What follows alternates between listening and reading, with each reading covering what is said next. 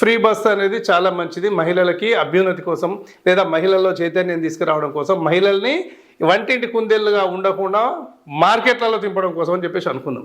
దయచేసి ఈ పదం వాడుతున్నంత బాధపడద్దు.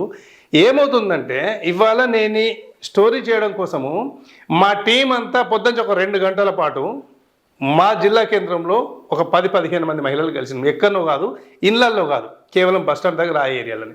ఏమున్నది బై, పిల్లగాళ్ళు పాఠశాలకు వేరు అయిపోయింది, స్కూల్కి వేరు, మధ్యాహ్నం సాయంత్రం 4-5 దాకా మాకు ఫ్రీ, ఏ పని లేదు. ఆ టీవీ చూసుకుంటుండే బదులు బస్టాండ్కి వచ్చినాం, ఈ బస్ ఎక్కి ఇడికి వెళ్ళిపోయినాం అనుకో, ఉట్టిగా అట్లా తిరిగి 30-40 కిలోమీటర్లు తిరిగి అట్లా పోయి వచ్చేస్తే సాయంత్రం 4-5 అవుతుంది, పైసలు పెట్టేది ఉన్నదా?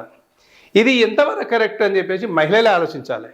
ఆదిలాబాద్ జిల్లా, ఆసిఫాబాద్ జిల్లా, వరంగల్ జిల్లా, ఖమ్మం ఇట్లాంటి జిల్లాలలో మారుమూల ప్రాంతాలలో ఈవెన్ షేర్ ఆటోలు లేకపోతే ఒక్కొక్క ఆటోలో 10-20 మంది ఎక్కి కూలికి పోతారు తప్ప ఆర్టీసీ బస్సులు పనిచేయవు.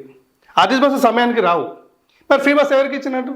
పట్టణాలలో ఇచ్చి, హైదరాబాద్లో ఇచ్చి, మంచిర్యాల నుంచి హైదరాబాద్ ఫ్రీ, హైదరాబాద్ నుంచి వరంగల్ ఫ్రీ, వరంగల్ నుంచి భువనగిరి ఫ్రీ, ఇప్పుడున్న వరంగల్ సెంటర్ నుంచి ఎక్కడికో ఫ్రీ. దేనికి ఉపయోగపడుతున్నది? కోట్ల రూపాయలు రాష్ట్ర ప్రభుత్వం నుంచి ఆర్టీసీ కార్పొరేషన్కి చెల్లించడం తప్ప, అది కూడా ఇప్పుడు 500 కోట్లు 600 కోట్లు బాకీ పడింది. కాబట్టి ఈ పథకంపై కూడా సమీక్ష అవసరం.